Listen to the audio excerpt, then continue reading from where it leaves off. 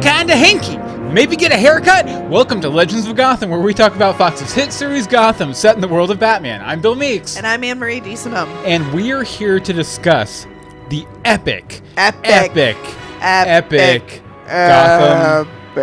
Gotham Season 2 finale. We're so glad to have you all with us here Tuesday night, 8:30 p.m. EST at live.universebox.com. We have some chatters in here with us, too. We got a couple of them. We have, they're filtering in. We've got Jimbo and Matthew Paul and Win and the both of us in Chanserve. Good old Chanserve. Who I confirmed. Absolutely confirmed. Oh, there's Jordan. Villain for Gotham Season 3. Chanserve? Yeah, Chanserve. Nice. Missed that article. Chanserve is coming over for Gotham Season 3. It's going to be great. It's going to be great. You're going to love it. Definitely. So, Anne-Marie. Yeah?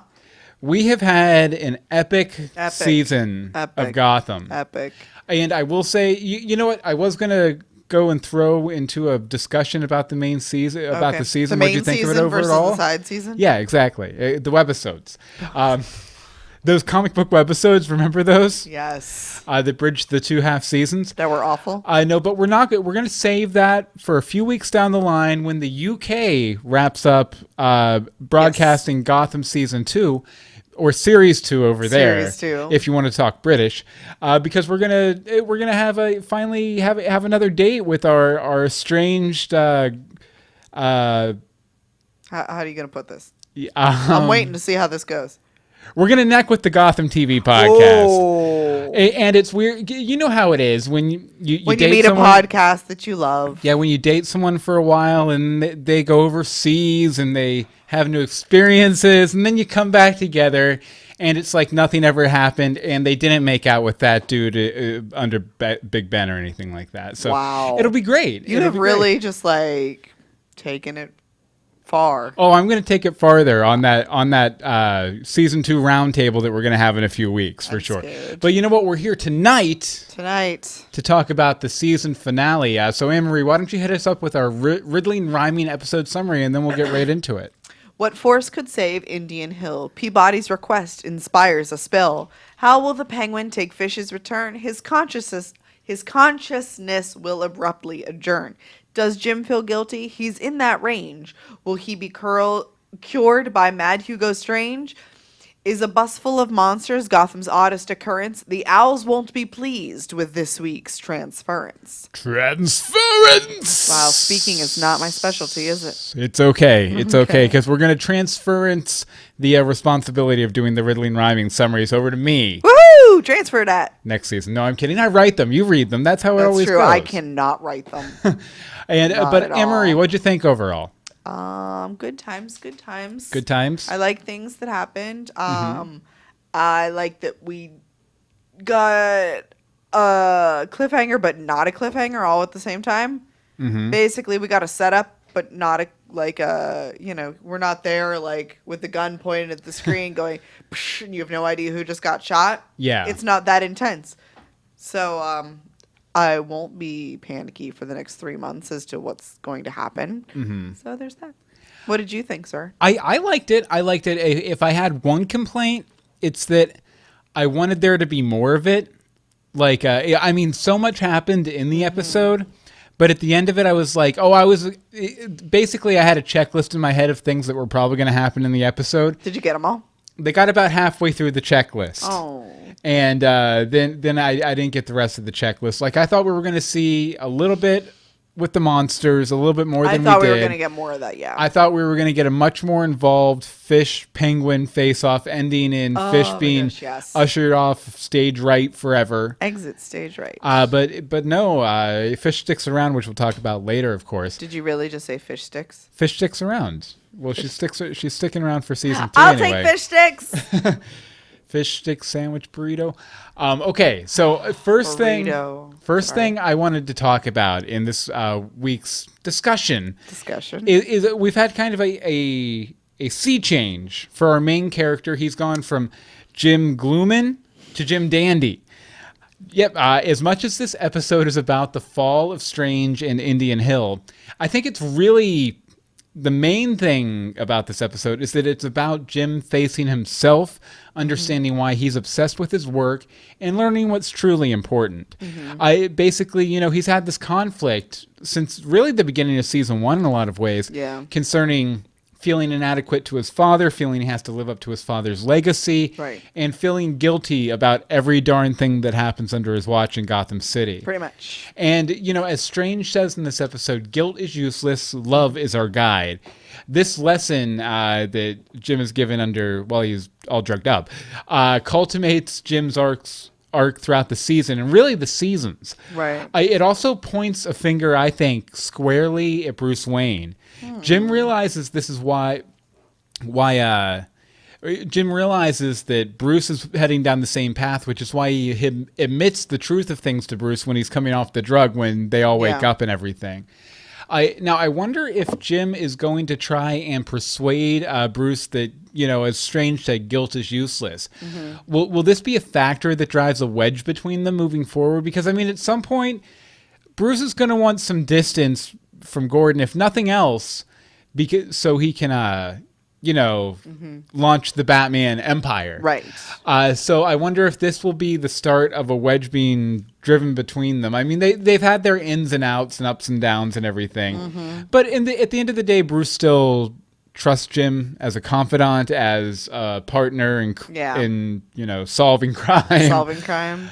Stuff like that. But because as we see at the end of the episode, Bruce isn't going to be moving on from his mission anytime soon. So this is going to be a constant struggle. And I would really like them to take this character arc and move it over to Bruce now, and maybe have him look at the question, maybe I should let go of this guilt and move on. And I would like to see some episodes exploring that maybe down the line. And then obviously, ultimately, he comes to the decision that no, be the Batman. I got to be the Batman. Now, one thing I wanted to know is, what will Jim find when he finds Lee? Because he's off on his mission now to find Lee. My guess is that she didn't lose the baby, so he's going to have to deal with that. And I also wonder where his character is going to go now that the main conflict within the character has been solved. The guilt, the being living in the shadow of his father, trying to fix Gotham to prove that he's better than his father and everything. Now that all that's been solved, and God, Strange, God has absolved him of all of his guilt, has touched it away. I wonder what his arc's going to be from here on out. I have some thoughts on it later, but what do you think, Anne-Marie? I'm not really sure. I like the fact that you think Lee didn't lose the baby. I like that a lot, actually, because for some reason that hadn't crossed my mind, strangely. But really, maybe it's even just the coming to terms with that. And so this kid's got to be like 6 months plus old. Yeah. Let's see what we can do with this plot baby. I have a feeling when he finds Lee, regardless of whether she has a baby or not, she's probably not going to be too keen on taking him back either. There's probably going to be a bit of a struggle there for sure. See, I don't know, because she was the one banging and screaming, going, "Don't leave me, don't leave me, don't leave me." By the same token, though, Jim is the one who gave up on her and gave up on himself. He didn't give up on her. He gave up on himself. He gave up. He set her free to live a life because he didn't think he would ever have a life again. Yeah.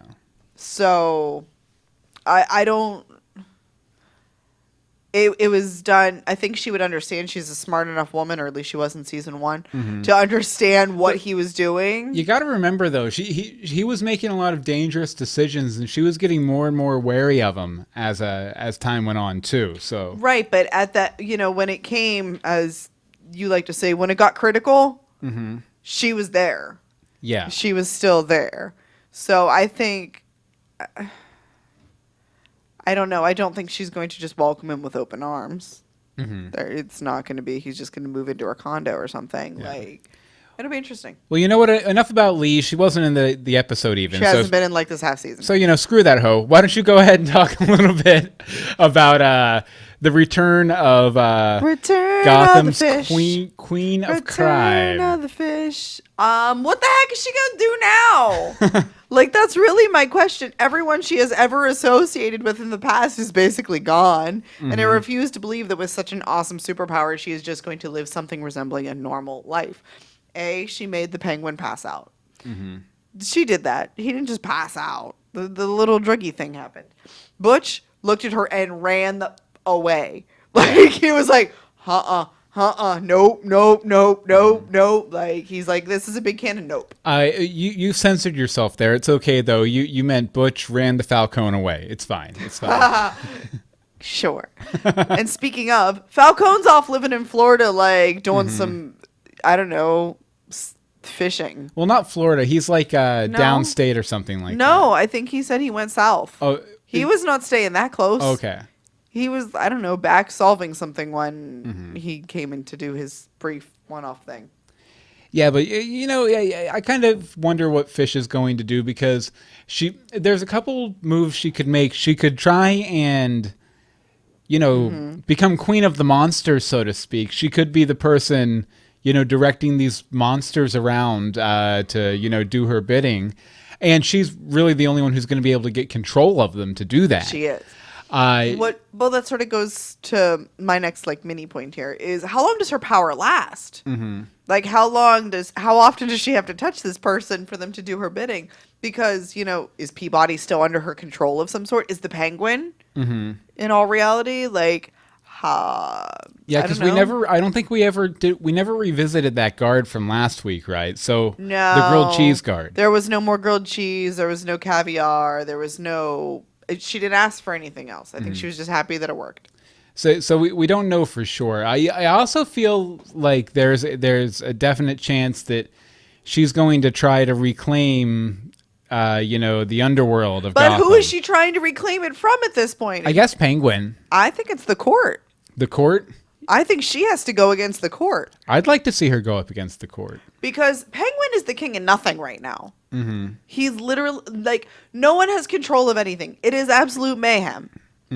Because Penguin was rehabilitated, and then he's been living in his dead father's house, which, lovely decorating, sir. Gotta love that statue. That was awful. Nasty, rotting statue. Quote unquote statue. Quote unquote. So he's been out of the game. He hasn't been taking over anything other than the killing of Azrael.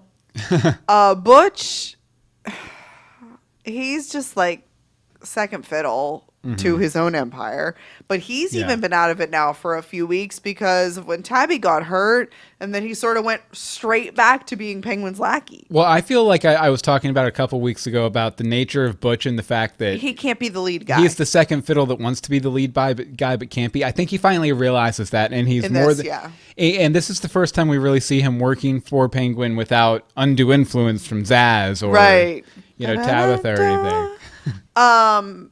And they've even pulled in Babs, which makes me happy because I actually didn't think we were going to get her in this episode. Yeah, and I have some thoughts about that pairing coming up here in a little bit. Nice. Over in the chat room, let's see. Jimbo says, I think Penguin is going to have another chance to do fish in. I think so too. Definitely. That's not done. And referencing our discussion on Lee and Jim earlier, let's see. Jimbo says Jim just needs to give her chocolate. Just ask Selena. And then Holy Bat Pastor, who will be on later, says, "Yep, chocolate will make everything better." I'll take chocolate. If he doesn't want to give it to Lee, I will take the chocolate. And then Jordan says, "I feel bad for Butch. What an emotional wreck he has to be in with Tabby in the hospital. Now fish back. LOL. Wow." LOL. Wow. No, but I also like that. Really, her official name now is Fish Mooney Bitch. She said it enough times. What's your name? Now. Fish Mooney Bitch. It's basically her catchphrase now, and I love that. I definitely like that a lot. Okay, so big moment at the end of the episode. The monsters escape from the bus. This, that, and the other. Then, who I have dubbed Fabruccio appears. Fabruccio. Yeah, a combination of Fabio and Bruce. Ha! Fabruccio. Fabruscio. The long-haired Bruce, or at least being played by David at the end, it was very out of left field. Nothing I expected. Yes. I thought it was Jonathan Crane at first. So just because he had that long stringy hair and everything. So it just blew my mind back and, sent my mind reeling in a million different directions. There was some good reaction to it online. There was some bad reaction to it online. How is there bad reaction? That just opens so much up. Well, it all comes down to who it is. It is. And some people I saw someone, I think Hal Jordan something or another on Twitter was saying, clone, that's a cheap cop-out. That's a very common trope in this kind of show and everything. So one possibility is that, Fabruscio is a clone of Bruce Wayne. Maybe Strange wanted to bring back his old friend or, but considering the rest of the monsters were revived, they were reanimated, dead people, and then manipulated by Strange, given a story and everything. I don't think the clone answer is likely, and Jimbo knows where I'm going with this. Yep. Okay, I think that was Bruce's long-lost brother. Well, one of them anyway. There's 2 or 3 different versions of this character in the comics, and that's the character of Thomas Wayne Jr. Ooh. And this is one I didn't even mention. They're bringing it up in the chat room right now. Thomas Wayne Jr. was Owlman on, I believe, Earth 3, which is the kind of the reversed Earth where where all the heroes are villains and all the villains are heroes. Okay. He was Owlman, a member of the crime syndicate of America.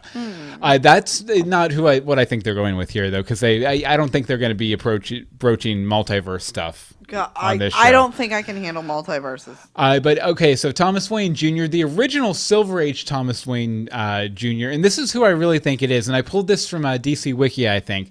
Thomas Wayne Jr. was born 3 years before his brother Bruce. Thomas suffered severe head injuries when he was struck by a car as a young child and sustained permanent brain damage. Because he would always remain mentally unstable and a danger to himself and society, his parents had no choice but to have him confined to a mental institution, Willowwood Asylum for life. Yeah, Willowwood is one of the main villains from one of my Dogboy books. But Thomas adopted the asylum's name, Willowwood, as his new surname, as his family was kept secret. So basically, this is a character who comes back into Bruce's life when he's an adult, adopts, I forget the name of Thomas Willowwood? Yeah, but he adopts supervillain moniker, hassles Bruce, all that kind of stuff. I think that's most likely. I'll get back to why in a minute. But there's a second one who's been in the comics more recently, and that's a guy by the name of Lincoln March. It's from the Court of Owls storyline, comic storyline, which is just a couple of years old, and obviously it's being brought into Gotham.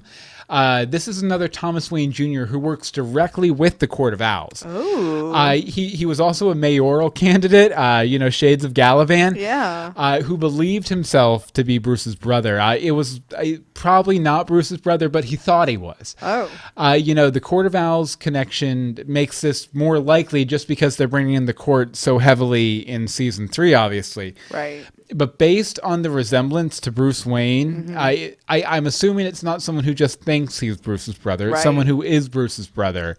So I'm assuming that the Silver Age Jr. is Fabruscio here. Fabruscio! Basically, the way I think it's going to be structured or go down is, this Wayne child died years back before Bruce could remember or whatever, and Strange took the body.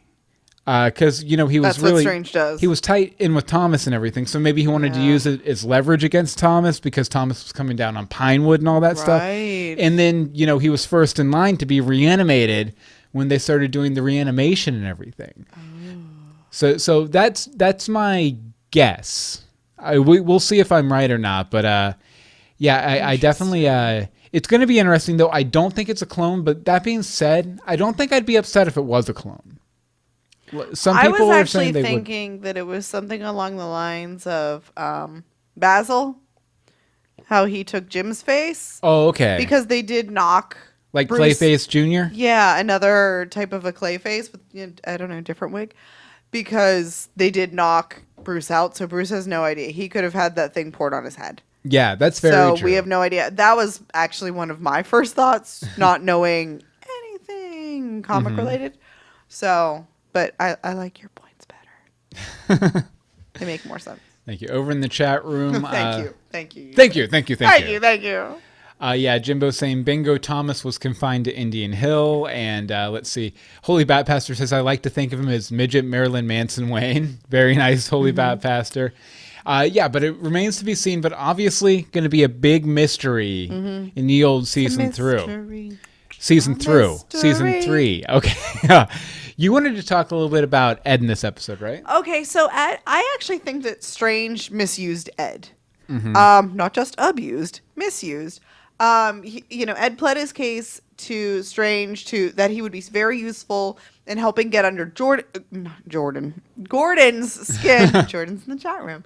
And then because he knew how Jim worked, he knew the right buttons to push and this, that, and the other thing. And then Strange puts him in charge of getting information out of Bruce and Lucius, which I thought was really weird. Especially seeing as how Strange and Bruce had just had that altercation in the last episode. It would have made more sense to me if they'd have gone after the one they had a more significant relationship with. I just think Ed would have been utilized better if he'd have been the one going after Gordon. Yeah, I definitely feel like obviously maybe Strange knew he had that personal connection, and maybe that's why he didn't want to do it. With Gordon. Yeah. Well, I mean, obviously he definitely knew that. I was like, that's how he got out of the, Yeah. That's how he got the job. Yeah, but I feel like Strange was down for, kind of taking Ed under his wing and making him a member of the team. But then when the Court of Owls called everything off and they were like, no, move everyone out and blow the city up. Yeah, basically. He was like, okay, I don't have time for this. He served a purpose to, get that information out of Bruce and Lucius while I was getting that same information out of Jim. But now we're just going to lock him in here and kill him. Yeah. You would be very useful if you weren't crazy. Yeah. What? I'm not crazy. He's not crazy. He's Crazy perfectly smart. sane. I was a little disappointed, though, that it wasn't actually poisonous gas. Not that I want Bruce Wayne to die. I mean, it was a type of poison. It still knocked him out. Yeah, I guess so. They can't kill Bruce Wayne. But Ed was so happy that he was going to get to kill them. Happy. You know what I really liked in that scene, too, though? I loved Bruce talking through the riddles while pacing. Yeah, it reminded me so much of Batman trying to talk through the riddles with Robin on the old Adam West show. Yes, it was exactly like that. I absolutely loved it. Let's see, over in the chat room, they're all talking about the laugh. Oh, the laugh. Okay, well, I guess then it's probably about it's time about that to look at this Joker. Look at this Joker. Look at this Joker. Look at this Joker. Look at this Joker. Look at this Joker. Look at this Joker. Look at this Joker. Look at this Joker. Yes. Look at this Joker, where we look at the hints, clues, references, and downright exposure of the Joker on Gotham. Now, we've been doing this since season 1, episode 1, because they were saying, there's going to be all sorts of hints going on. And, we have, a comedian, a waiter, some dude in the GCPD, the waiter again. We really like the waiter. Yeah, and all sorts of stuff, and keep going. So many Joker references. So many Jokers. And then Jerry, remember Jerry and her punk rock band? I love Jerry. That was great. Even Pinewood had a little Joker reference. And then we come to this week's episode. And this week's episode, right at the end, when the old lady lets the monsters out. Well, you know what? I went ahead and captured a clip of it. Oh, did you? Let's hear it. Let's go ahead and just listen to this now.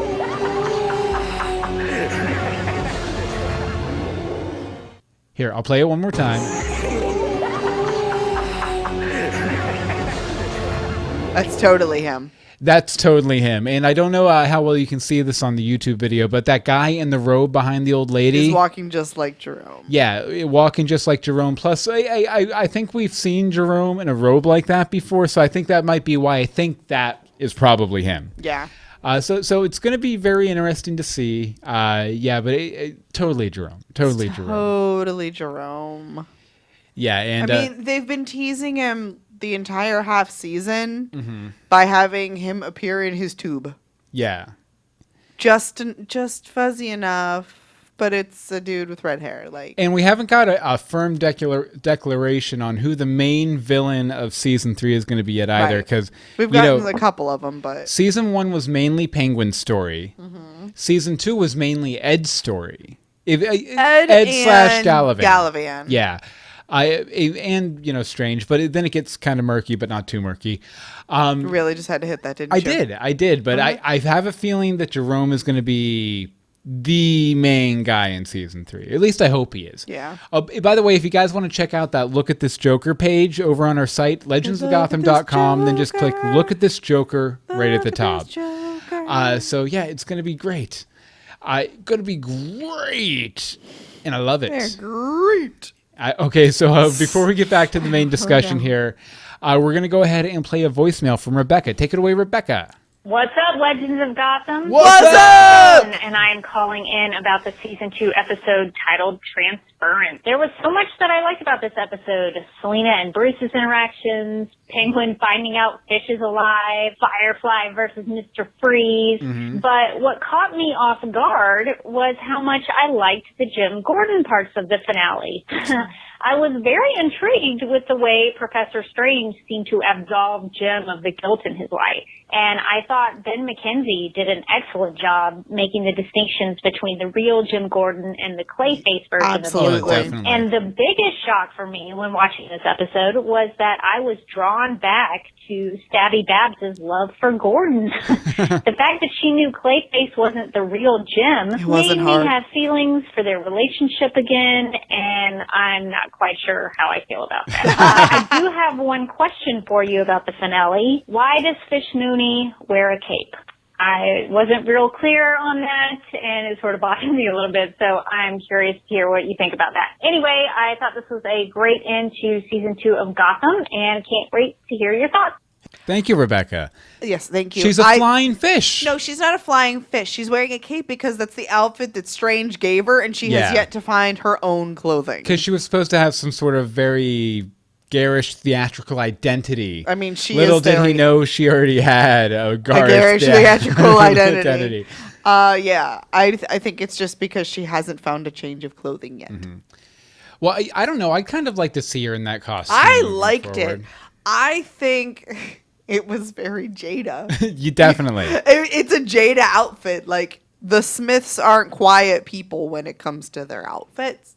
So this definitely this definitely felt like a more Jada-ish version of Fish than we got in season 1 too. Yeah, it felt more pure Jada. It felt more pure Jada, and we also saw shades of her other personalities. Like, there was a point when she was driving the truck where I was like, "That's not Fish, that's Jada." Like, you could see the difference, but I was okay with it because she is brought back from the dead.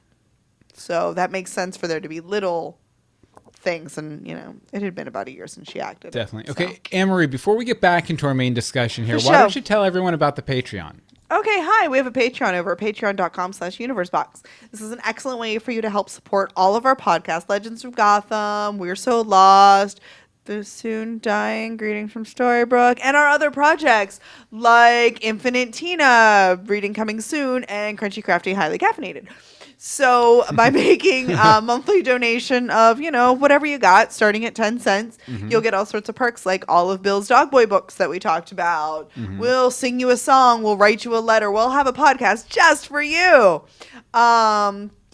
And we currently have 29 patrons giving us $123 a month. Thank you very much. You guys are the merrymakers. You are the dreamers of dreams. You are the monsters that we put in the back of the bus.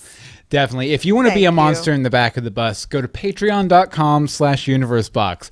And remember to think outside of the bus.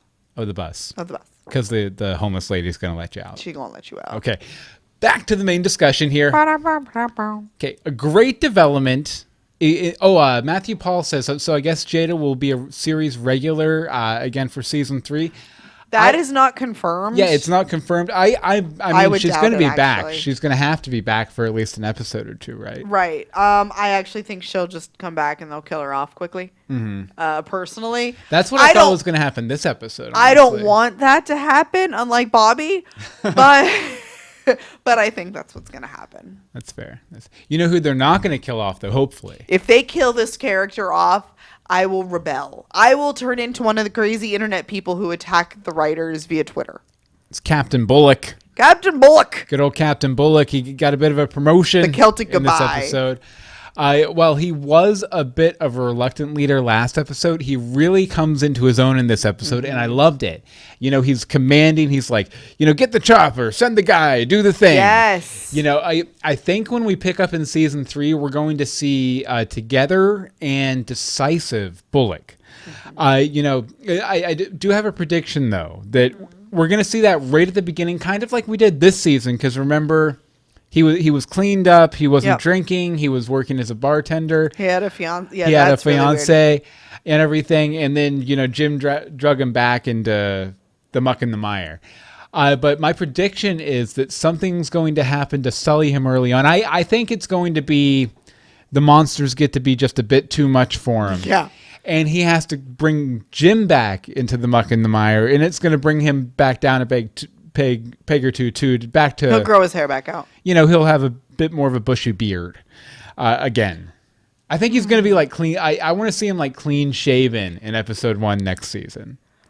Does Donald Logue have a role that he needs to cut his hair and shave for? Because that's kind of why I think they may have thrown that in, is to expect him to be a little bit more clean shaven. It just felt very weird of a line. Definitely. Like, but I just absolutely loved him. You know, overall, I really wondered though. You know, how long it's going to last though, because he did make some dodgy decisions in this episode. You know, first of all, abandoning the Arkham siege. You know, even when after Jim was out, you know, he knew that Hugo was up to no good. He knew that Strange Strange was still in there. Bruce and Lucius were probably still in there, but he called the whole thing off because Jim walked out and he said, "Nah, everything's fine." Yeah, that was weird. It seemed like he should have at least, you know, had a police presence there at the asylum while he assessed Jim's condition. You know. Yeah, but it's Jim. He's going to take Jim for who he is. You know, that being said, as soon as Jim got back to the station, he started realizing what was going on. And, you know, I think probably regretted that decision almost immediately because he was so suspicious right away. He was, but he wanted to give him the benefit of the doubt because he knew he'd been through stuff. Yeah. Okay, now one other decision I thought was kind of weird by him was only having the one cop car chasing the bus after what Jim told him. No, he called all units. It was just they didn't get there.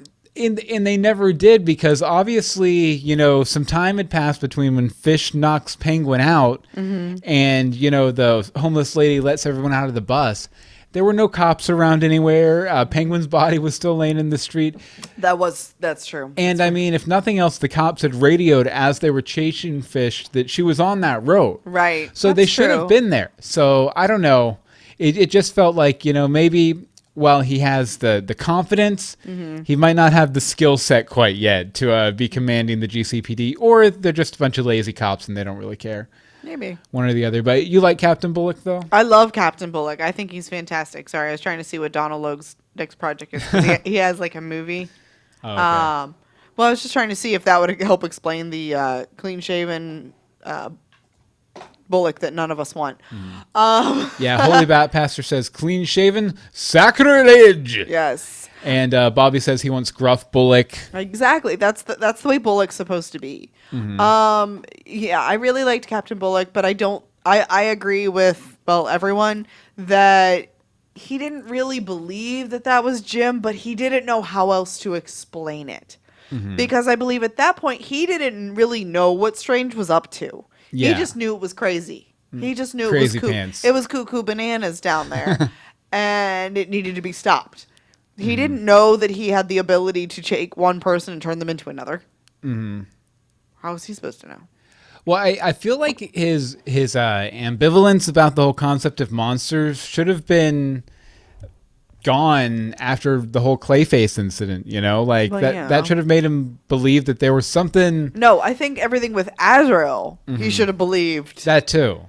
But then again, Azrael, he was, an effective fighter and, pretty crazy pants and everything. It wasn't anything outside of the realm of human ability, He was super strong. He wasn't really super strong. He was just pretty strong. He was Batman strong, Okay. Which Batman? Batman Beyond. Okay. No, just kidding. Because of course, Batman Beyond has an augmented suit. No. Yeah, but I feel like Bullock should have been more accepting about the concept of monsters after seeing Clayface. That's all. Okay. Speaking of all those monsters, though, you want to talk a little bit about the forgotten members of Arkham Asylum. Okay. So this is a little crazy to me. Where are all the other Arkham prisoners? Anyone? Because the only one we know the location of is Ed. Mm-hmm. And we know there were lots of other inmates. There was at least, 25, 30. Yeah. At the very least, it's a big facility. There should have been hundreds of them, thousands even. There's no way that they could have completed such a massive relocation without more people being like, I think there's something going on there. They were doing a really bad job at hiding the secrets that they had, let alone to hide that type of a secret. Yeah. So, I know they didn't mind, killing them, but they weren't anywhere. We get the whole Freeze and Firefly fight in, that common room, which was really weird that they were in a common room that was, gated. Yeah. Have it, at all. I think it was just, hey, we have this set, let's use it. Let's take down this wall for a minute, and there we go. So, I don't know. It was just really weird that these characters have been present through this entire arc, and then they just were gone. Well, I'd assume that, Strange, the breath of the Court of Owls is on the back of his neck, and so he was worried about getting the monsters out, but I have a feeling that he just left all the other prisoners in their cell. Right, but they still didn't even have a presence. Mm-hmm. We have Ed banging, what's going on? And bang, bang, bang. Well, and see, Ed knew something strange was going on, though. Yes, but typically, as we've seen, if one person gets upset, the other people get upset. Very true. In this type of facility. Mm-hmm. We've seen it many times. One person yells, they all start yelling. Do we need to go back to the awful play where things went terribly, terribly wrong? Realistically, probably the featured extras budget went to the cops and the monsters. So that's true. That's probably why they weren't there. I was just saying. And then Wynn says over in the chat room, Anne-Marie hears a comic book reference, shakes head. That's Holy Bat Faster. What did I do? Oh yeah, I was talking. I think I was talking about Batman Beyond or something. Oh, I was like, I don't. And Wynn says fake Jim and Bullock would make a hilarious buddy cop movie. I would watch that buddy cop movie. I definitely agree. Absolutely. I definitely agree. Okay, so let's see here. I wanted to talk a little bit about Pankeen, which is my shipping name for Penguin and Barbara Keene. Oh. So Pankeen. Pankeen. Get used to saying it. Pankeen. It's going to be over the first episode just because you're doing all this. That's fine. Okay. Most of my ships are. That's very true. I won't stop believing in them. No, Pankeen. Don't stop. I absolutely love this matchup. They both appreciate good decorating, and they're both bat something insane. I was wondering though, it just got me thinking, just because it seemed almost like they had sort of a blossoming. Oh, there was a little thing. Flirtation going on. There was. Asexual penguin or not. It kind of had shades of, remember in season 1 how we kept talking about Penguin having sort of a crush on Jim? Mm-hmm. It kind of felt like, if I can't have you, I'll have your old fiance instead. I can't have you. But sorry. At the end of the day, I really hope that Barbara continues to work with Penguin as we move forward. I think they make a really good team. I think they'd be a great force against Fish Mooney. as of right now, she's free and clear, so she can be Penguin's legit, woman on the inside of the GCPD. She can go there. She knows everyone in the department. Mm-hmm. She can go press them for information, find out like she did this episode. Yeah, it's just weird they let her do these things. Yeah, she can be a great, a great resource to Penguin, at least until Jim comes back, because he doesn't trust her quite as much. Win in the chat room says stabbing is their shared hobby. Definitely. They both like the stabbing. Stabbing. And I'm sure Barbara in time will develop a taste for roast. So we have that. They do both have a very distinct fashion sense. Definitely. They are snazzy dressers, and they gave Butch a fake hand.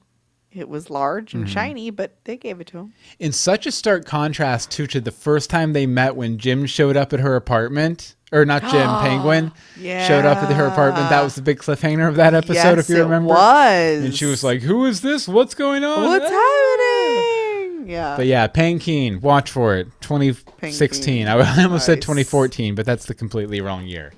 Okay, so you want to talk a bit about the Wayne wrap up. The Wayne wrap up. I hope you learned your lesson, Master Bruce. Nope. A whole big bunch of nope. Get ready for an entire lifetime of helping Bruce through his grand schemes, Alfred. He is getting better at how... Alfred is getting better... Wait, hold on. He is getting better at how everything works out, and Alfred is getting better at accepting his schemes and finding how he can best and safely help him. Mm-hmm. All I'm going to say is let's see if we can make it through season 3 without Alfred ending up in the hospital. Yeah, that'd no be a nice one goal. Hurt Alfred. He's been hurt enough. Leave Pertwee alone. First his boss got killed. Yeah. And then, he got stabbed. And then he got into a fight with Mr. Cupcake. One thing that scene did say to me, though, for sure? What? It's that Cat is going to be an accepted member of Team Batman moving forward into 2016. Yeah, which is interesting. Which is interesting, because is she going to want to be there? I think so. I think, is she just going to move into the manor? Mm-hmm. I don't think that'll happen. I think she's like Bruce is going to be able to call her up, say, "Help me out," and then they can sit down with Alfred and hash out a plan. Yeah. He might even bring her down into the cave or something. I could see that happening. I hope we don't. First date down in the cave. That's awkward. Dad's computer and chill sort of situation. Mm-hmm. But that scene between them, though, they were saying that she says, I have you wrapped around my pinky, always have, all that kind of stuff. I think the thing is, Catgirl Selena is someone who does what she wants, but what she wants most often coalesces with what Bruce wants. Yeah. So she's going to do what she wants, or she's going to do it how she wants to do it. But she'll get it done. At the end of the day, it's going to be to the benefit of Bruce's mission, I think, because she cares about him, and she cares about him, seeing this through, because she's been there from the beginning. They love each other. They're in love. They're in love. Just like as Holy Bat Pastor says in the chat room, hashtag Pankeen 2016. Pankeen 2016. Definitely. Nice. But I did like that little capper there. I feel like there's going to be just a big time skip, going on here, in the season, so it's going to be interesting, definitely, to see how that goes down. But okay, let's see here. So I wanted to talk a little bit about Gim Jordan. Gim Jordan, which is what I like to call the Clayface Jim Gordon, because he's the Bizarro Jim Gordon. Right. I loved Clayface in this episode. Strange told him he was an expert mimic, but obviously that didn't necessarily make it so, because he was way down low on the gimmicky thing. Yeah.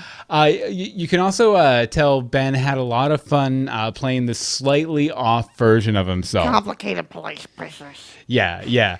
There were some great one-liners. That was one, complicated police business. And then, of course, like I said earlier, Lee Tompkins, screw that hoe. Which is not a phrase I ever thought I would hear on Gotham, and it was fantastic. Exactly. I absolutely loved it. I also love that, as Rebecca was saying in her voicemail, that Babs is the one who sniffs him out. She might be crazy, but go ahead. No, go ahead. I was just going to say she might be crazy, but she knows Jim wouldn't be down for a quick fling because it's summer. Especially with her. No, I think she is the one who calls him out on it. Mm-hmm. Like, I don't know what they were all waiting for, because even Alfred knew that it wasn't him. Mm-hmm. He had to. He had to know that it wasn't him. So, meh. Definitely. I also thought that there were really good effects on the slap. Yes. Too. And it was awesome. It was pretty seamless overall. Mm-hmm. I thought. I also hope that this isn't the last we've seen of Boris, aka Clayface. I think it's going to be. Was it Boris? Barlow. No, Carlo. Barton. No. Barton I keep Fink. wanting to say Boris Karloff, and I know that's not it. Barton Fink Clayface. Barton Fink. We're going to go with that. But yeah, I hope we haven't seen the last of him, because although I wonder if he's going to be able to sort of learn to control the stretchiness, or if he's going to need to find a new way to mold his face like Strange did. Yeah. It'll be interesting. It will be really interesting, because it's like, what happened to that dude? Mm-hmm. Like, what did they even do with him? Because we didn't really get anything from that. Yeah, I'm sure he's probably just in jail somewhere, and eventually his face will fall back to the weird bald guy we saw last week's episode. Probably.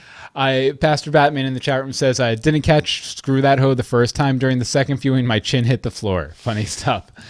Okay, and you wanted to wrap up, Anne-Marie, with talking a little bit about Jim, right? Jim says goodbye and apologizes a few times for his promises to Bruce. This kind of surprised me. I don't know if I was really expecting it, especially so bluntly. Over the past season, we've really seen Jim grow a lot, so I guess that sort of made a little bit more sense, especially with what he went through in this episode. There have been many life changes, and he just doesn't know how to handle them. He's like, I don't know. I don't know what's going on anymore. I'm going to run away. Just imagine, though, if he would have taken Falcone's deal a few weeks ago, or however long, I don't even know anymore. Would Strange still be making monsters in the basement? Would we know about the Court of Owls? Would the Court of Owls have put the down? Because would we have released Azrael because he went after Jim? Yeah. Who knows? I imagine that he will find Lee over the time jump that we know we're going to have at hiatus, because it's a hiatus. You have to have a time jump. Mm-hmm. And bring her back to Gotham. Going to bring her back to Gotham when the series returns, and we might get a bit of a montage of what happened with them, like we did when he was in jail with that whole repeated day thing. Mm-hmm. I don't know. I felt the need to mention all that for some. Yeah. There was a point at 4:00 when I typed it. Some quibbles and bits. If you will. Yeah, I felt a little quibble and bitty. Yeah, definitely. Quibble. Again, like Basil, thank you, Bobby. Yeah, there was so much that happened in this episode, and I feel like we barely touched on all of it, but at the same time, we've touched on most of it. We've touched on all So now it's time for the arbitrary scale. Okay, Anne-Marie. Anne-Marie, are you ready for this? I'm ready. Out of 56 wandering monsters, how many wandering monsters do you give this episode? 55. Why? I loved it. I never give anything a full 100%, a full, 56 out of 56. Mm-hmm. I would have liked a little bit more with the penguin and fish. That could have bought me that extra point. A Jerome reveal more clearly could have bought me that extra point. Peabody going full out Team Fish. That could have bought me that extra point. I do like that she's not dead. Yeah, that makes me very excited, because there's potential. It's possible she's not even imprisoned or anything, because no one really saw her do anything too shady, No, not really. Yeah. So well, Lucius. Well, I mean, she took Lucius on a tour, and she was a little suspicious. Oh no, she kind of brought him to that room, didn't she? Or had him brought there. Yeah, a little bit. So let's see. Jordan in the chat room gives it 55 wandering monsters. Nice. I'm gonna give it I'm going to give it 50 Wandering Monsters. 50? Just because I wish there had been more of it. Like I said, okay, yeah. I feel like this should have been a 2 hour. Yeah, it should have been a 2 hour. I wanted 15 or 20% more story. I wanted to see 10 minutes, 20 minutes past where it ended. Yeah. But I mean, at the same time, that's not really slamming the episode. Because that's a good thing to leave us wanting more and leave us excited about where season 3 is going.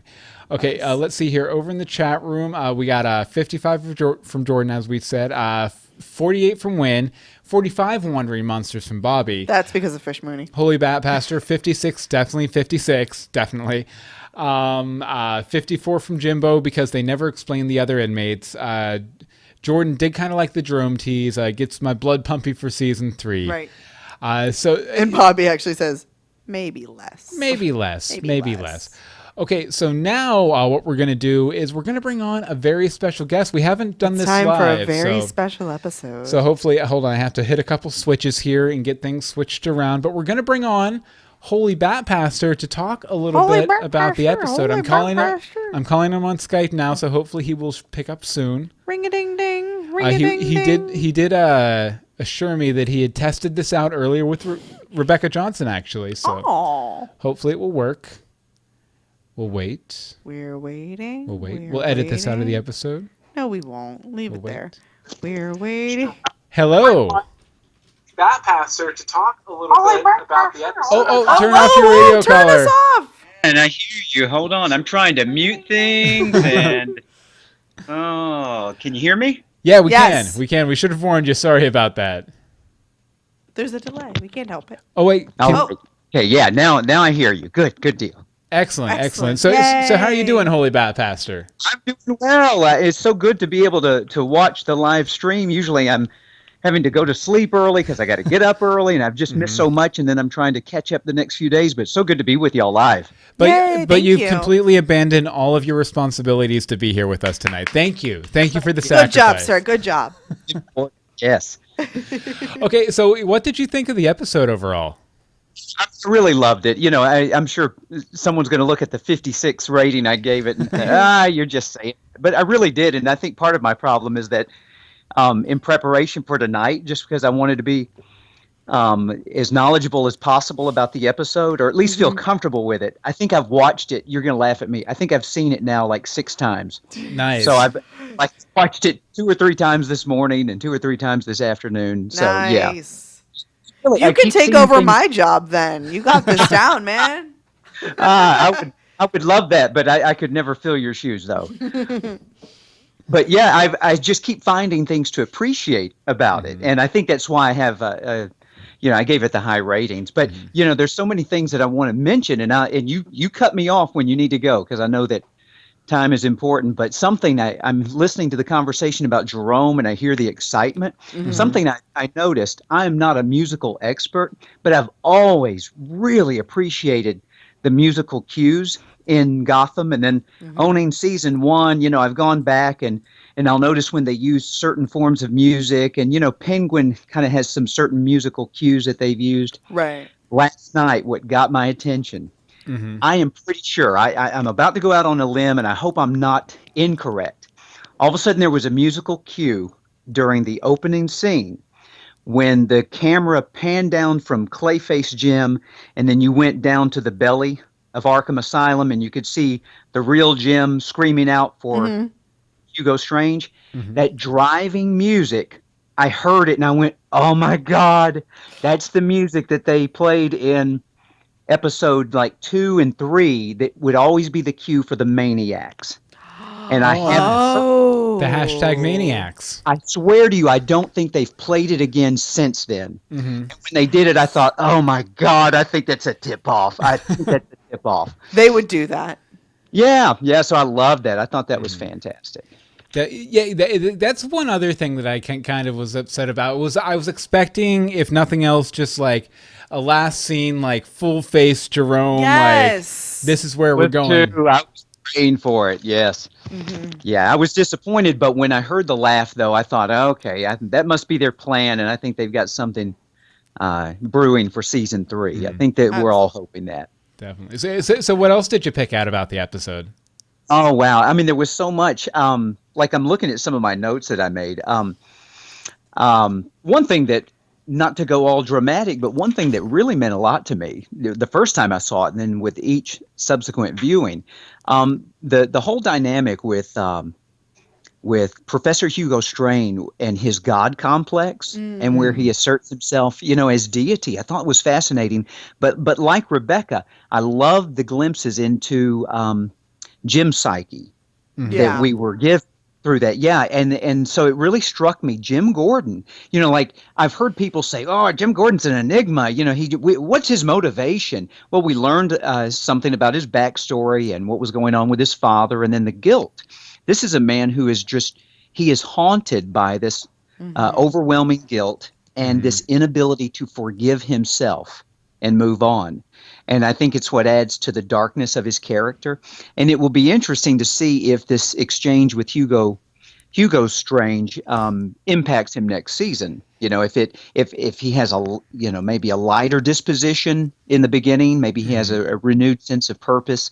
But I just thought it spoke to all of us. I mean, all of us probably, we struggle with forgiving ourselves. Sometimes we can forgive others, but we will not forgive ourselves for things that we've done. And so I thought that was very touching. Very touching. I like I said earlier in the episode too, I definitely felt like it was Jim's episode. This was a very Jim-centric episode, and I also feel like all the revelations they made in that scene with Hugo Strange have been completely justified from, episode 1 or 2. I definitely feel like this is a path that they've been building Jim to go on, and it seems so obvious now that they did this full episode where they kind of blew the doors open and revealed everything about it. Right. But I mean, I could definitely see how a lot of people might not catch that as they're just going through the individual episodes that they were building to this, Right. Right. No, I completely agree. Because the more you watch season 1, you said something, and I'm not trying to put words in your mouth, so I'm not using the exact quote that you said. But yes, you get the sense that no, they've been very intentional this entire time. Like there was a certain path that they were trying to lay. And I would hear complaints periodically, like we're just not finding out enough about Jim. And I felt like they were purposely keeping Jim a little bit of a mystery for a while. And even the revelations that we had from last night were not enormous, but they certainly were very telling about his character. So what outside of the Jim stuff, what were some of your favorite moments of the episode? Oh, well, probably my favorite character of the episode was, you're going to think this is a cheat, was Clayface Jim. Ben McKenzie really had a night. I was impressed. Like I've heard some of the other comments, the way he was able to make that distinction. You're like, man, this is a really bad actor. I mean, it's a good actor. Ben McKenzie is a good actor, but he's playing a very no talent actor who can't even fake his way through this, even though he looks identical to the real Jim. He kind of reminded me of the bodysuit guy from Men in Black. Like, you remember the first alien they go after? Yes. Right? Yeah. Yes. Comparison, yeah. That's exactly it. I think that might have been played by, I forget the actor's name, but the guy who played Black Mask on Gotham, actually, come to think of it. Yes, it was. Yeah. Yes. Yeah. Really? Wow. Everything comes back to Gotham. It does. Yes, all roads lead back to Gotham. All roads lead to Gotham. Yes. But there were times, I mean, without being stupid about it, there was such a humorous bent to the character and to those scenes between Bullock and what I call Clayface Jim. I kind of almost kept hoping that there were some scenes added, that we wouldn't expect, like maybe Barbara, instead of punching him, maybe would gouge his eyes out and look at the camera and say, here's looking at you, Bill Meeks. Yes. I would not put that past the guy. I don't put it past the writers. Not at all. I have a feeling that they maim people's eyes just because it bothers me so much. I think they do now. And they haven't denied that yet. So yeah. And like it would have been funny if every time he winked, he kept mumbling under his breath, from soup to nuts, from soup to nuts. I would have paid money to see that. That would have been good. Okay, so we really didn't touch on this in our discussion, but do you think you spotted any Bat villains in the bus there at the end, like any known Bat villains? I'm pretty sure I spotted Killer Croc, but besides, the face. Did you think you saw the face of Killer Croc? Because Yes. that's what I thought. Yeah, I thought I saw it was that. like one of the first guys who got off the bus. Yeah, it was all scaly and everything. Mm-hmm. I kept looking at that scene thinking I'm going to notice someone or I'm going to be able to recognize someone. Other than that, and then Jerome's laugh, I couldn't pick out anyone. I was completely bamboozled.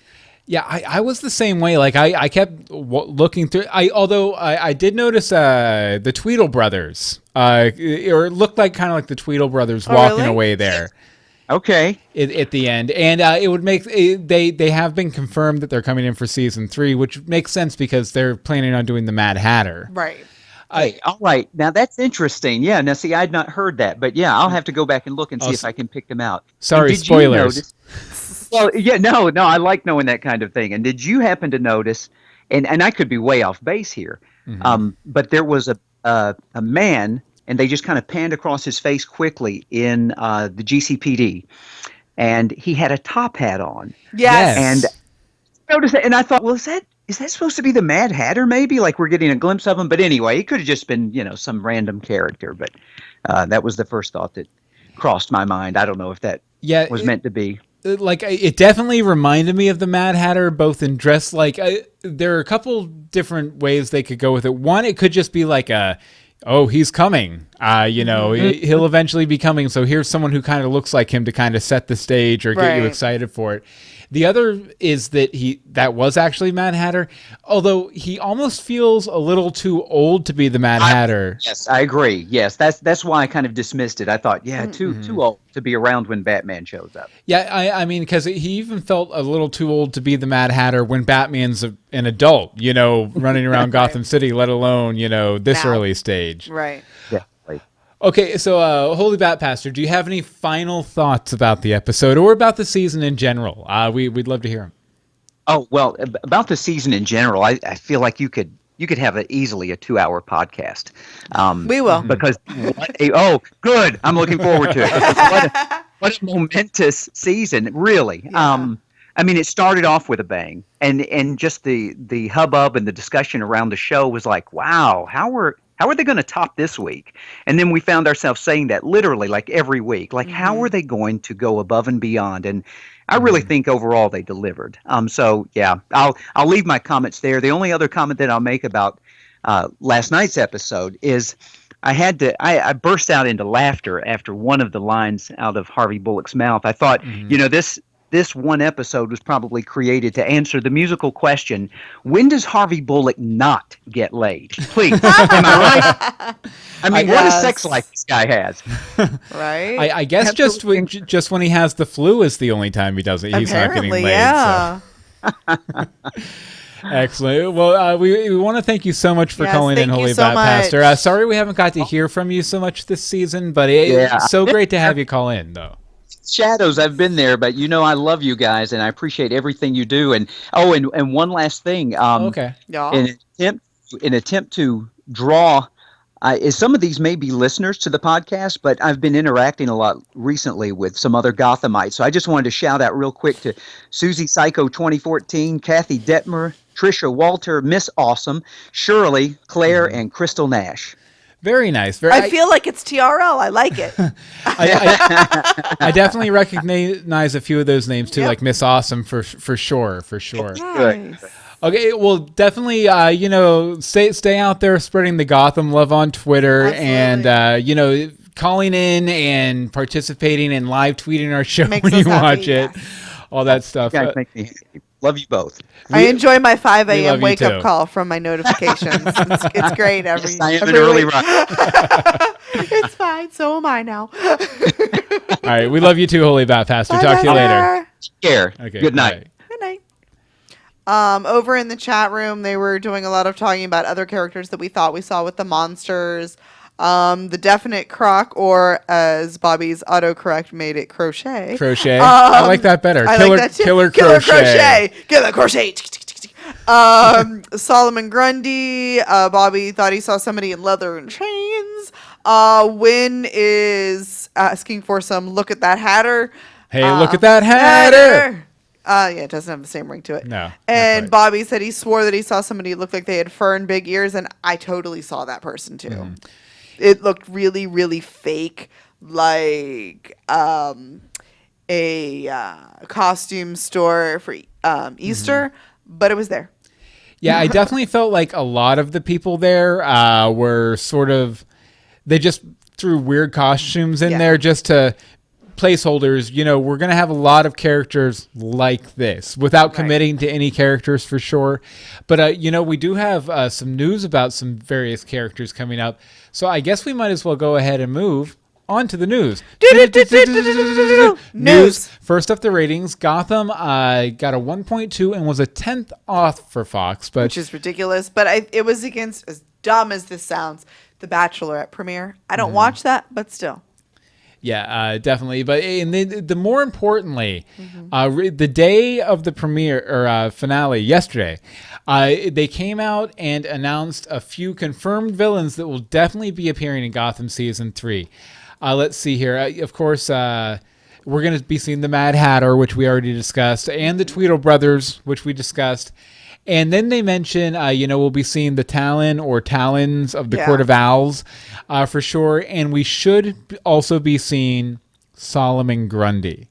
As the whole chat room just keeps going, Solomon Grundy, Solomon Grundy. Solomon Grundy. Can I get a cliff notes on that? Solomon Grundy, he's basically, he's a Hulk tier character. He's super strong, a little dumb, but his gimmick is that he comes back to life over and over and over again. Oh, basically, that's right. Basically, you can't kill him. I'm trying to find, because he says a rhyme every time he comes back. If I can find it here. Solomon Grundy, born on a Monday, christened on a Tuesday, married on a Wednesday, took ill on Thursday, grew worse on Friday, died on Saturday, buried on Sunday. That was the end of Solomon Grundy until he comes back. Until he comes back. So and I guess it's actually not just native to the character. It's based on a verse that was written by James Orchard Hollowell and published in 1842, which is something that I wasn't familiar with. So we all learned something today. Well, we taught Bill something today, so it's a miracle. You taught me something about Batman, which almost never happened. I taught you nothing. The internet taught you. You know what? Though I made you look it up. We do want to plug too that we're wrapping up for the season here. We're coming back for a roundtable, but we're going to be doing a live episode of Legends of Gotham this summer at SuperCon in Miami, Florida, July 1st through 4th. We don't know what the date is yet, but we're definitely going to be there, and we know that Jimmy Gordon, Jim Dandy, and that hoe. Leslie Tompkins, a.k.a. Monica, Morena. I'm not even going to try with the last name, but at least I can do the first name. We know they're going to be there, too, so hopefully we'll be able to arrange some sort of sit-down with them. That'd be great. We'd love to moderate the panel. We're going to be talking to the SuperCon people about that. If nothing else, hopefully we can just get, a 10-minute interview or something with Jimmy and Lee, or Leslie. Because I refuse to call her Lee, except I just did. But SuperCon, July 1st through 4th in Miami, Florida. And, we'll be releasing some information on the podcast feed. Absolutely. Once we have exact dates, when we know what day, the time, all that kind of stuff. But we'd love to see you out there. We'd love to meet you. And we don't want an empty panel. So if that'd be embarrassing. If you're in Miami or you're around Miami, please feel free to come and join us for a wonderful, wonderful weekend. Okay, so now we're going to get on to some listener feedback, which, by the way, I know it's the off season. Yeah. You can still send in feedback because we are doing that season 2 listener season 2 roundtable with Gotham TV podcast, sort of a double date. So definitely send in your overall thoughts on season 2, legendsofgotham@gmail.com. Tweet us at Legends of Gotham. Facebook.com/Legends of Gotham is the Facebook page. And the voicemail number is 424-274-2352. Again, that's 424-274-2352. And as usual, we're going to start off with Bobby. Take it away, Bobby. Hey guys, it's Bobby. All right, so I've really liked this second season of Gotham, and I didn't care for the first season. They almost lost me 3 or 4 episodes in when they killed off Jerome. But I stuck around. To be honest with you, I'm glad I did, because I feel like week by week the show has been getting better and better. And I really look forward to this week being the season finale And, I mean, although we were introduced to Clayface last week, I mean, really seeing Clayface this week and whatnot. And I've got to say, guys, I was kind of let down. Clayface, okay, sure, he looked like Gordon, but he didn't act like Gordon. His mannerisms were off. He didn't sound like Gordon. And, okay, obviously this is a different person. But, all it did was to make it so different, to make it so obvious, all it did was make everyone around him look like idiots. Like, Bullock just looked like a straight-up buffoon to not realize that this wasn't Gordon. And see, I thought that he was suspicious of it right away, and that he was just kind of playing it out and trying to, because he didn't want to offend, and he also I think he didn't want to tip the guy off until he was sure. Yeah, I don't know. Because, he was asking all those personal questions like, hey, Jim, you remember that one conversation that only we were there for? Right. All that kind of stuff, like right up front. So, yeah, I mean, I kind of think he knew. Yeah, but I feel like he should have done a little more. If he was, To have Barbara come out of nowhere and be the one that realizes it, I mean, that made absolutely no sense to me whatsoever. Why was she even there? Why? Okay, the last we saw of her was like was the not last episode, the episode before, when she was like, "I'm gonna make gimlets," and it's just all like loopy. And then like last episode, we got a throwaway line of Butch saying, "Oh, are you mad I kicked her out?" Right. And now all of a sudden she's back and she's acting fine. Oh, I mean, fine. As far as Babs is concerned. I mean, is she crazy? Isn't she crazy? Is she evil? Isn't she evil? Either Barbara can't make up her mind about how she wants to be or how she is, or the writers can't make up their mind about how they want to portray the character. Either way, it's just maddening. Okay, I did like Gordon and Strange. I like the interaction with the truth serum and whatnot. I was almost expecting one of those True Lies moments where Gordon would have been like, told Strange exactly what he was going to do to escape just before he actually did it. But that didn't happen. What we did get was Strange almost oddly helping Gordon in a way by absolving him of this burden that he has, or that he feels he has, over Gotham and Bruce Wayne and whatnot. And it really makes no sense when you think about it, because all it's been doing is keeping him from the thing that matters, is like his love and his child, or lack thereof, whichever the case may be. Because I'm going to interrupt you there, Bobby, because that speaks to something that I noticed several times in this episode, and that was taking these common action movie tropes, like Jim explaining the plan and under the truth serum, or the hero getting the information they need to defuse the bomb. You mean like the Court of Owls? Oh, well, at just the last moment, and it working and saving the day and everything, and kind of subverting them. Because, you think that they're going to go that route with Jim and Strange, and then it turns out Strange kind of like psychologically cures him. So, he can press him for information. And then when Jim and Lucius are working on the bomb downstairs, the whole water joke. That was hilarious. She was like, water. And they're like, oh, you got to use water to put out the bomb. And then you find out, no, she's just thirsty. So there was a lot of that. On one hand, they knew they were making sort of an action movie. Yeah. So they tried to kind of flip those ideas on their heads, which I really liked about the episode. But sorry, Bobby, go ahead. I honestly feel like Lee went down south to have the kid, but we'll find out. Of course, the scenes between Bruce and Selina were great, but when are they not? I mean, the actors and the writers have pubescent Batman and Catwoman down to a science. I always love the interaction between those two. The Firefly and Freeze fight was kind of cool, I guess, fire versus ice. But how did Hugo come out of that? How did he get hit by both of those weapons and still live? Once again, another WTF moment for me. They canceled each other out, maybe? I don't know.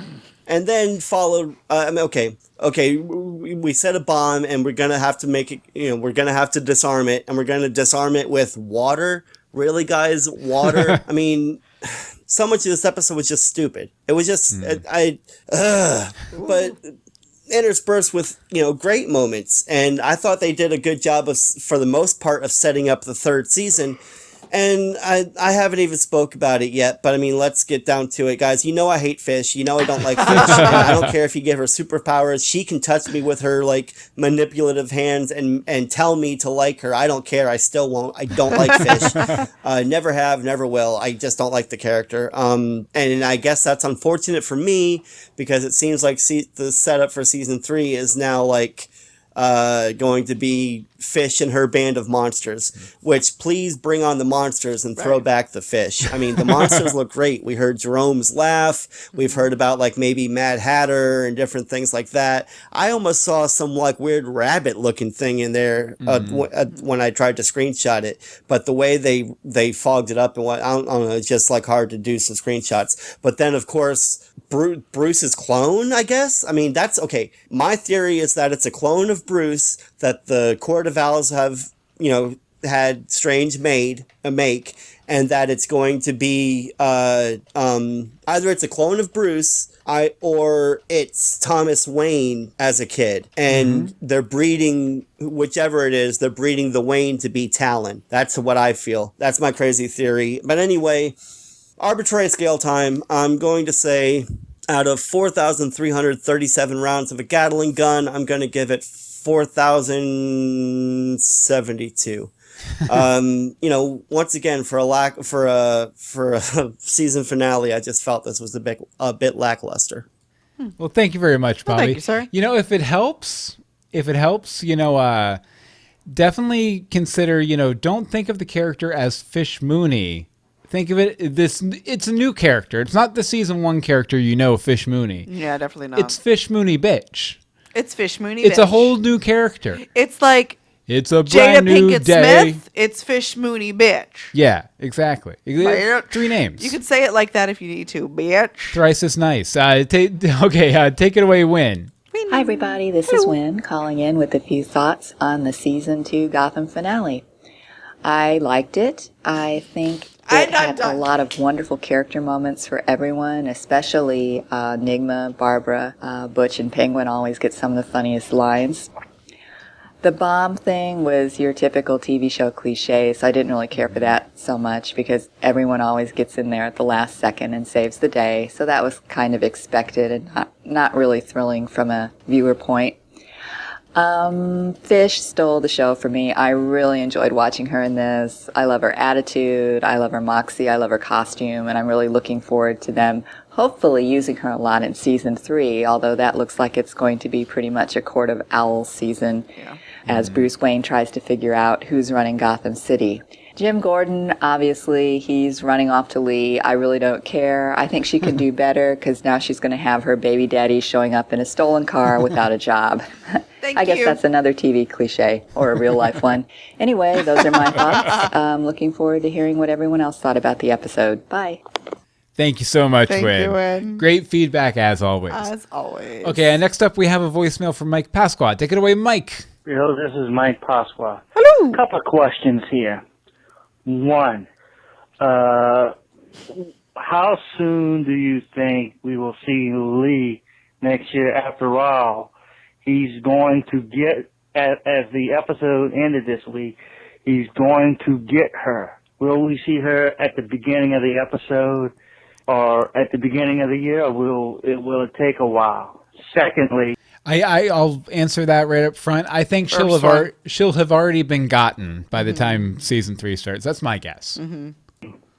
It just occurs to me, and this is maybe a little bit inside baseball, but this occurs to me that the GCPD is going to might have to hire 2 new people. Without Lee, they have no medical examiner. They should have hired someone by now. Yeah, they have no CSI. Now, we got to see what happens with that. If she comes back as a ME, then they only have to have 1. But will they have to hire 2 new people for the GCPD? This has been Mike Pasqua. Thank you very much, Mike. Yeah, and that's a good point. There are some vacancies in the GCPD. I don't know. Maybe they could retrain, Montoya and Allen to fill those roles. That'd be nice. That would be nice. Especially now that Allen's show Minority Report has been canceled. Okay. Okay. Next up is Joel from Portland. Take it away, Joel. Hey guys, it's Hey, Joel from Joel! Portland, and I just got done watching the season finale, I think, of Gotham. You think It's you're the not one sure? where Fish says, "I'm Fish Mooney, bitch," and it's really starting to lose its shock value every single time she says it. It's Makes her me think name. that maybe her new name, like Fish Mooney 2.0, is just she's now Fish Mooney, bitch, or she thinks that Yes! she's Jesse Pinkman exactly from Breaking Bad. But anyway, I like the character she's developing into, especially as a pretty wicked bus driver. I also like that the Gotham bomb in this episode. It was big and it was round. It reminded me of Batman 66 and The Dark Knight Rises. I half expected it to be flown out of the asylum or Indian Hill on a helicopter and taken out to sea. I said to Anne Marie when she was putting together our Gotham Monday tweets that I just wished that it had bomb written on the side of it. Yep. That would have made it perfect. That would have been fun. I also loved the reflection in Strange's glasses of the fire in one lens and the freezing in the other one. It was I a didn't great even see effect that. on camera. Let's see what else. They evacuated everyone out of Indian Hill. Most of the people that we recognized were either released, revived, or moved, but we didn't see anything from Crane. I expected to see at least that by the end of the season. He was one of my favorite characters, bad guys, that they've had this whole season, or I guess it was last season. I can't remember. Yeah, last we saw him, he was in a coma, though, so... No, he wasn't. He was Wasn't he? freaking out in... Oh, yeah, well, He was in the hospital, like, strapped down. He was having delusions. Yes. But why not bring him back? It was such an effective use of the shaky camera every single time he used the fear talks, and I wish we could have seen it again. And last, Butch, with the hard-hitting weaponry, walks around with a minigun and just takes out police vehicles and a van. I mean, why didn't they just take the minigun and make it one of his many attachments to his hand? And why did he run away from Fish when he has a minigun in his hand? If he was that concerned about her, maybe he thought that she was a ghost, he could have just obliterated her right then and there. And I think it was more of just like a... She's back from the dead. Awkward / I don't know how to deal with this, and my boss has been defeated, so I'm out. Butch out.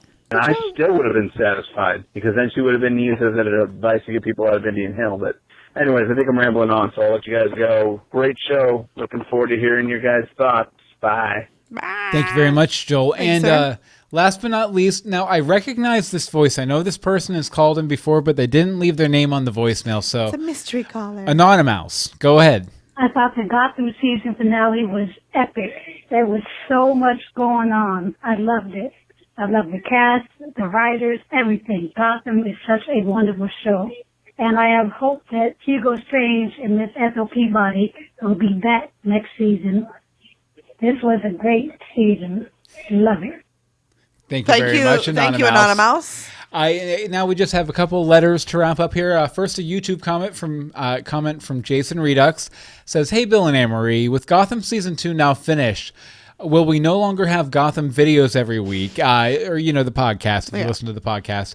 And if not, would you ever cover other things like film reviews, as it would be interesting having regular videos about the latest films, at least until Season 3 arrives? Now, where's my grilled cheese sandwich?" Now, Jason, what we did last summer, and what we generally do during hiatus, is we do episode commentaries. And for you on YouTube, what that means is it'll be me and Anne-Marie sitting here probably drinking. Oh, and, there's a definite drinking happening. There'll be a little just square on the corner of the screen that updates every 15 seconds with the episode. So you know where we're at, but it's not like playing. Or you can just, if you have the episode on Blu-ray or iTunes or something, you can just pull it up and we'll give you instructions on how to sync it with the commentary. And when to sync it, yeah. There's an audio option for that too. We are going to be having Jared Joseph from the 100 on to discuss more Batman films. Batman Returns at the very least. And, I'd imagine there might be some other kinds of content coming across our YouTube channel. Especially we'll be pulling, we'll release our panel from SuperCon. And if we do an interview while we're down there or any other little specials, we'll probably try and do a couple of little videos, but we're going to try and relax a little over this hiatus. This past year has been pretty stressful. Yeah, I'll also say, too, on our old podcast, Universe Box, we did a lot of movie and TV show reviews. Yeah, go check those out. Yeah, you can go check those out, or I've been meaning to pull them out and put them up on the YouTube channel just as independent video sort of things. Right. So we will definitely take a look into doing that over the summer, too. So there will be other content coming from us. Yeah. And you want to read this last one from... Sure. This one's from our buddy Christian Gray. Hey, Bill and Anne Marie, I hope your day is going well. Yes, not too bad. It's interesting. It took a woman to figure out that Clayface wasn't Jim. Did you guys think it reflected poorly on the GCPD for being so accepting? Also, why did Penguin want vengeance on Hugo? I'm assuming for the experiments, but he released him. If it wasn't for Hugo, Penguin would still be in Arkham. What a mistake Hugo made releasing Penguin. Penguin went after Galavan as real. Was that a Bruce Wayne impersonator at the end? Ba-dum-bum. That was Fabrizio. Fabrizio. Let Fabrizio take you into his arms and tell you how he's going to find his parents' killer. Fabrizio. Let us know your thoughts on Gotham Season 2 for our big roundtable coming up in a few weeks. legendsofgotham@gmail.com, Twitter @legendsofgotham, Facebook is facebook.com/legendsofgotham, and the voicemail number is 424-274-2352. Again, that's 424-274-2352. Now, we want to thank our chatters who've been great fun all evening. Jimbo and Bobby and Cece and Holy Bat Pastor and Wynn, who had to leave, Matthew Paul, a bunch of other people popping in and out there. Good times had by all. Good times. Okay, Anne-Marie, where can people find you online? You can find me on Twitter @AMDeSimone, or go ahead and check out my blog, crunchycrafty.com. As for me, you can follow me on Twitter @BillMeeks. You can follow all of the podcasts we do at universebox.com. And, you can check us out at SuperCon this summer. We'll be there, SuperCon. Come meet us. Come have a drink with us or something. We like drinks. Right? Yeah, we'll have a drink with you. We'll have a drink. We'll have a drink. Maybe an app or two. Ooh, apps. Drinks and apps. Legends of Gotham this summer. Come into a SuperCon near you. Okay. Or near us. Or near everybody.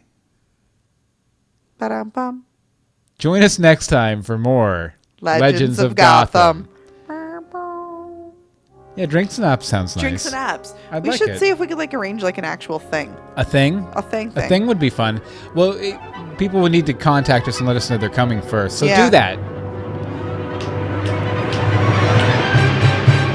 Let us know you're coming. Drinks and apps. Screw that hoe.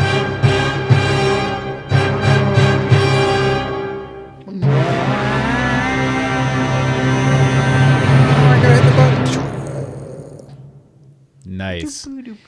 Yeah, and I see some people in the chat room there saying we should stay connected over the hiatus on Twitter and stuff. Yeah, definitely. Please, everyone follow everybody. Throw in your Twitter handles in the chat room if you want to. We're passionate about Gotham, so we'll be happy to talk about it with you on Twitter all summer for sure. Or other things even. We talk other things. All right, give me 1 second, and I'll have these episode titles for you guys to choose from. Yeah, we went an hour and a half. That's fine, though. It's the finale. It's the finale. It's to be expected. Yep. People expect it. It's the finale. It's the finale. What's the deal with these finales? Well, there are finales, and there's deals about them. Oh, good. Okay, so let's see here. Let's see. Here we have our title options. Fish Sticks Around. The Monster Smash, which never really got used. Fabrizio. And King. Fabrizio. I vote Fabrizio. Matthew Paul, you bet your butt we're going to review Suicide Squad. Oh my gosh. Yes. Definitely. We're going to review it 3 times. We're just going to keep reviewing it and reviewing it. Yeah, I mean, look at that Joker. Just look at that Joker. I'm going to put my Twitter handle in there just to be a smart butt. Okay. Yeah, but guys, feel free in the chat room to vote on the episode title, and then we'll get out of here. But thank you so much for joining us, Season 2. For sure. Definitely. Okay, Fish Sticks Around. We have 2 for Fish Sticks Around. Man. 1 for Monster Smash. Man. Numbers. Man. Let's see. There's not many. There's the pastor's gone. Oh, there's the pastor gone? Yeah, I think. So that might be all we have? That might be all we got. Okay, I guess Fish Sticks Around is The fish is the winner. sticks around. I was kind of hoping for Fabricio. I vote Fabricio, but my vote doesn't count.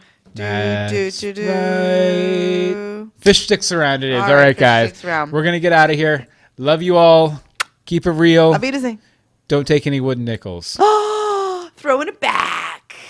Oh! What? I didn't realize that's who Jimbo was. That Jimbo was the real Jim Glover? Yeah. Or Jim Glove? Yeah, Bobby says I voted before Bill posted the titles. That's fantastic. He's up here. You guys share a thing. Yeah, definitely. All right. Goodbye. Bye, guys.